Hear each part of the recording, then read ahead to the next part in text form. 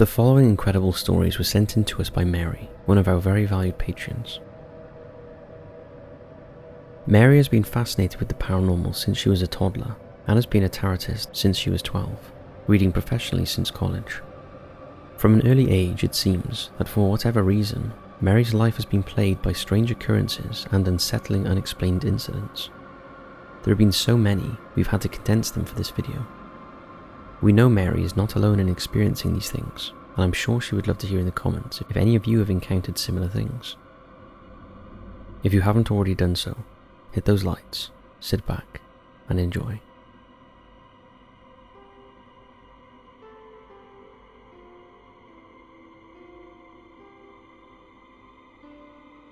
Mary's earliest memory of an actual incident was when she was around 8.5 years old. The house she had lived in since she was 5 years old was built in the 1930s, and her family had bought it from the original owner just before she passed away. One night, Mary woke up in the early hours and looked towards the foot of her bed. Just beyond it, there was a glowing, phosphorescent shape. It seemed to be in the shape of a torso and looked like a floating t-shirt. Mary was shocked, but feeling brave, she got up and challenged it, saying, "Who's that? Who's coming into my room?" Of course, there was no answer, so she walked towards it, reached her hands out and tried to touch it. But no matter how far she went towards it, it seemed to recede beyond her grasp. After a few seconds of this, she was so unnerved that she totally freaked out and ran into her parents' bedroom and remained there for the rest of the night. The next morning, Mary's mother assumed what Mary had witnessed was her sister who had gone to bed that night in a t-shirt covered in calamine after wandering into some poisoned sumac. However, Mary was not convinced. If it was her sister, why was she backing away and glowing? Mary has never been able to explain what happened that night, but it started a chain of events that persists to this day.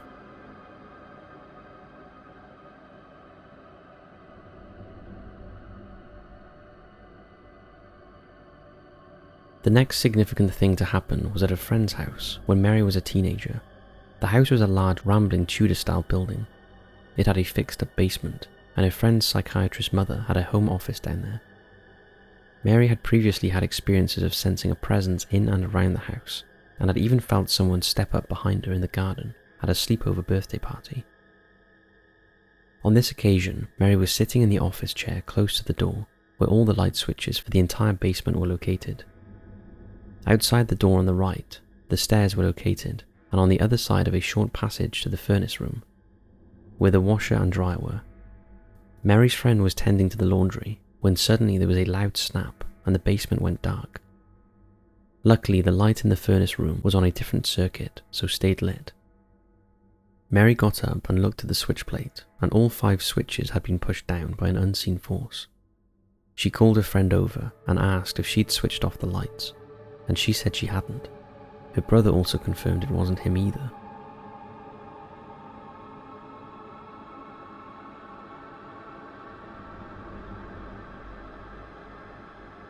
When Mary was in art school in New Bedford, Massachusetts, she went to a very small school that was in the process of being absorbed into a larger college. She was actually the final official graduate of that school, as her full graduation from there was delayed by a semester. It was originally the Duane School of Design, then Southeastern Massachusetts University, and is now UMass Dartmouth. The building where the studio was originally, and also the gallery, is now gone. But at the time, the gallery was a really nice place to paint, with green lighting from the skylights, and the students used to go in there to paint on bright days. One day, Mary was setting up painting in the gallery, and she suddenly felt someone walk up behind her, but when she turned, there was no one there. As Mary started painting, she was overwhelmed with the feeling of her grandpa, who'd passed away quite recently and was behind her watching her paint. Since this first incident, Mary's grandpa has made his presence felt on several occasions, most recently when Mary was painting in the apartment she had just moved out of. Similar to before, felt her grandpa behind her again. By now, she was familiar with his visits and didn't turn around, but did smile and say, "Hi, Grandpa."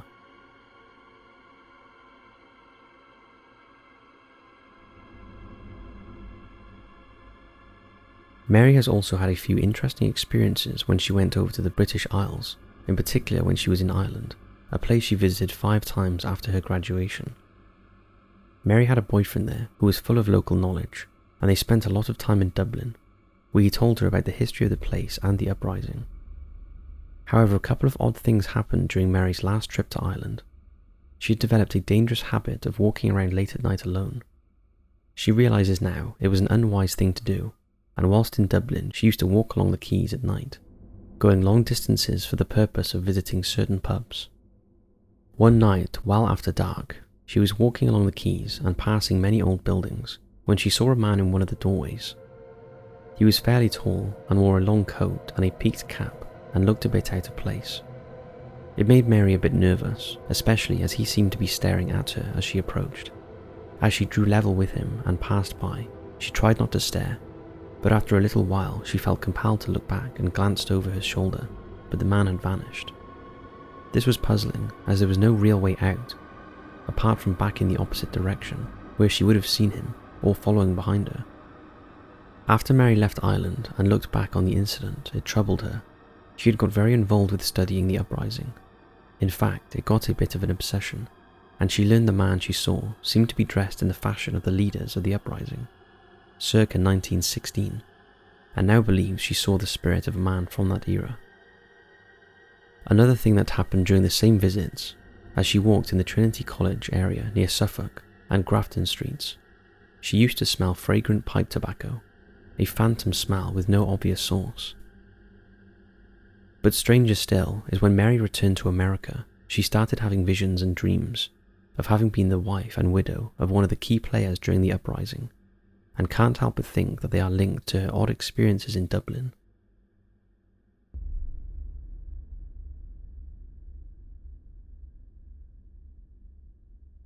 After her travels, Mary went back to live with her parents for a couple of years. She wasn't doing very well at the time and wound up having something of a breakdown.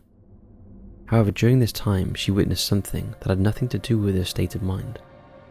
Mary was painting in the basement of her parents' house, which had glass doors that looked out towards the road down a long slope. The house was built on this slope, so the front of the basement was open to the hill outside. As she was painting, Mary happened to glance out of the doors and saw something that she had never seen before or since. It was a craft of some sort hovering over the hill opposite the house. The craft was just above the hill, drifting very slowly in the direction of the house. It was at sunset, just before twilight, so there was still plenty of daylight to see clearly. It was black and wedge-shaped. There were no lights, just a suggestion of a hull, with some kind of structures on the bottom. Mary ran upstairs and hid. Scared out of her wits, she didn't tell her parents about it until the next day. They didn't see it. However, later that week, there were a couple of reports in the local paper about other people having seen something.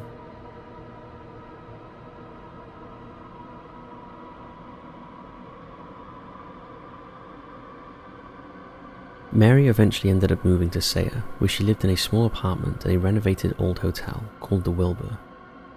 Mary had her first computer by then, and was a member of a few forums, a couple of which were communities of people interested in paranormal subjects and polytheistic religions. From the start, strange things started happening in the apartment. One of the most obvious was that things kept disappearing. At first just small things that Mary thought she had just mislaid, but no matter how much she searched for them, she never saw them again. Then there were the items that she would find strewn across the floor. Mary was a collector of many things, including small toys that were stacked in cartons and arranged like shelves. On more than one occasion, for no apparent reason, these items would be found on the floor. Mary mentioned what was happening on one of the forums. Someone who was mediumistic thought it was a spirit from the past, possibly a child who visited or died at or near the former hotel. Another unexplained thing happened one chilly autumn day.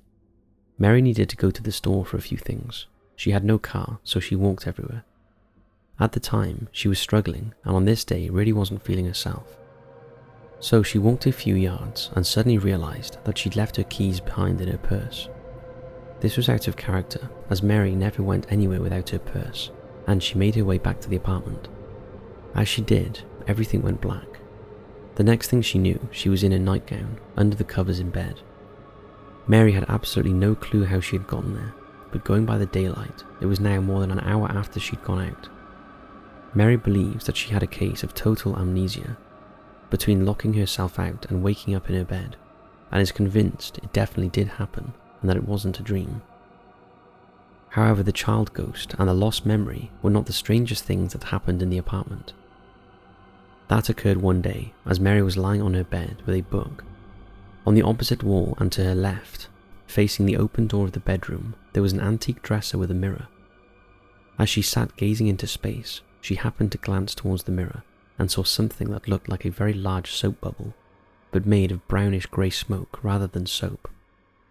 It appeared in the upper left-hand corner of the mirror, then it drifted slowly down to the right side at an angle, then seemed to bounce gently and drift down to the lower left-hand corner where it vanished. Perplexed by what she had witnessed, Mary remembered something similar in a book called Monsters by John Michael Greer. In it is a section devoted to the metaphysical stratum called spirit, and an entry about larvae. This kind of entity is rather loosely categorized in the book as being spiritual in type, mainly because it doesn't really fit anywhere else. In appearance, it's exactly what Mary saw. The interesting thing about larvae is its function, and also the kinds of places it is apparently known to inhabit. It's called larvae because of its function as a processor of stray ethereal matter, and usually negatively charged energies of sorts.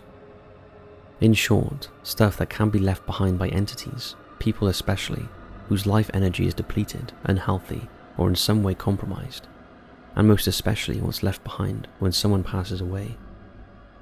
Having processed this information, Mary felt that the apartment had an unhealthy atmosphere that probably wasn't good for her. It was located very close to a major hospital, and larvae are known to frequent hospitals and cemeteries, as their presence doesn't bode at all well in a dwelling where one lives and spends most of their time. And so it was time to move on.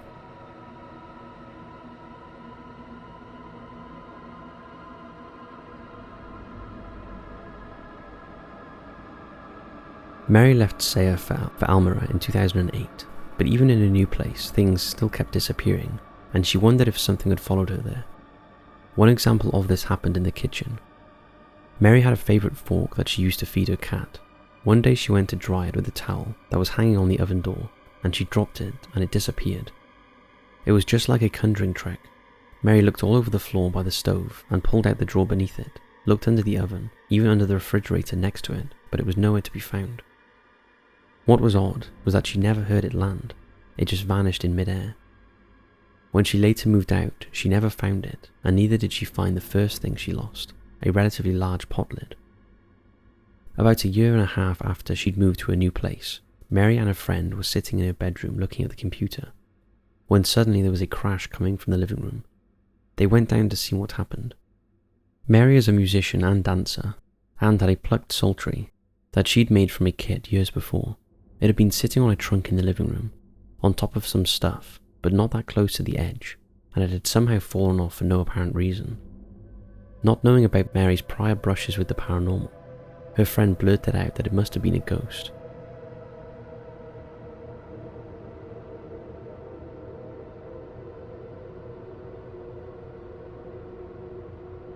In 2018, Mary's mum got sick and she moved back to the family home with her sister and took care of her until she passed away in 2020. By this time, Mary was a complete YouTube fanatic and was watching on her phone every evening. After watching a Matt Sontaro video about cursed dolls, she was made aware of the curse of Annabelle. Just as the video was ending, Matt suggested that Annabelle's curse is so far-reaching that it can still affect people to this day. At that point, there was a loud bang that seemed to come from the living room. Mary went to investigate, but couldn't see anything. However, a few days later, Mary was looking at the bookshelf in the living room and happened to glance on the floor, and there was a 3-inch-high Brazilian quartz crystal, which is laser-etched with a Merlin figure. That's what had fallen with a sudden bang, just as the cursed objects video was ending. Nothing else had fallen or moved at all, just the figure. The shelf was sturdy, and there was no way anything could have shook the shelf and caused the figure to fall. So could it be that the fall was linked to the curse of Annabelle? Another strange thing that happened when Mary's sister was trying to organise Mary's book collection. While she was stacking the books, she saw Mary's white cat walking towards her. She looked up, but the cat had disappeared. It's worth noting that Mary's white cat had died in the house some years before and was buried outside the house close to Mary's father's ashes.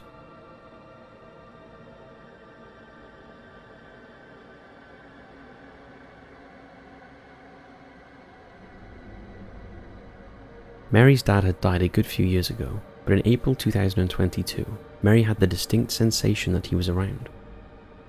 Mary, who now lives in her parents' house with her sister, has taken over the master bedroom, and something was telling her that he was present in some way, and she believes he was responsible for her missing earbuds.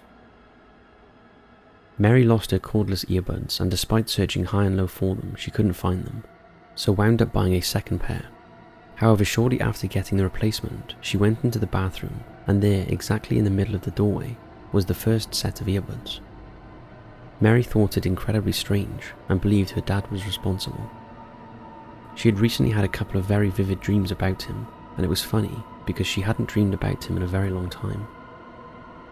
Another thing that convinced her was in mid-2022, Mary was lying in bed with the lights out, just lying there thinking when she heard a cough. At first she thought it could have been her sister, but her room is on the other end of the house, and she would be unable to hear it. She then realised that the cough sounded exactly like her dad's cough.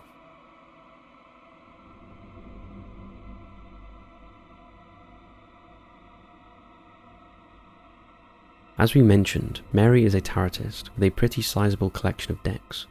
Recently she was trying to organise stuff she hadn't looked at in a while, and took out a favourite, and also pretty recently acquired deck that she had used to do a reading via Skype. Mary took out the cards and drew as usual. Then, when the reading was finished, put the deck away. Mary is finicky about her cards and likes them to be orderly and keeps them all right side up, and put the 2 cover cards on the bottom of the box with the deck on top and the book on top of that, and then put the box away with her other decks for the night.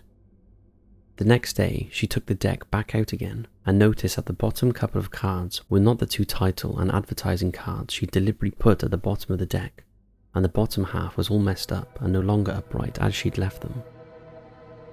The 2 extra cards were somewhere near the middle of the deck. This truly unnerved Mary, because not only was she absolutely positive that the deck was right where she'd left it in the night before, but the box was shut tight and hadn't moved. We haven't mentioned everything that has happened to Mary throughout her life, as there is so much. The question is, can the events be explained as coincidences or normal occurrences? Or is Mary one of many people who are incredibly sensitive to paranormal activity? Perhaps there is something attached to her, as she thinks that is responsible. What do you think? We'd love to hear from you if you've had any similar experiences. Some people go their whole lives without ever experiencing anything, yet others, like Mary, seem to be constantly plagued by paranormal and strange events. Thanks for watching, and we'll see you in the next video.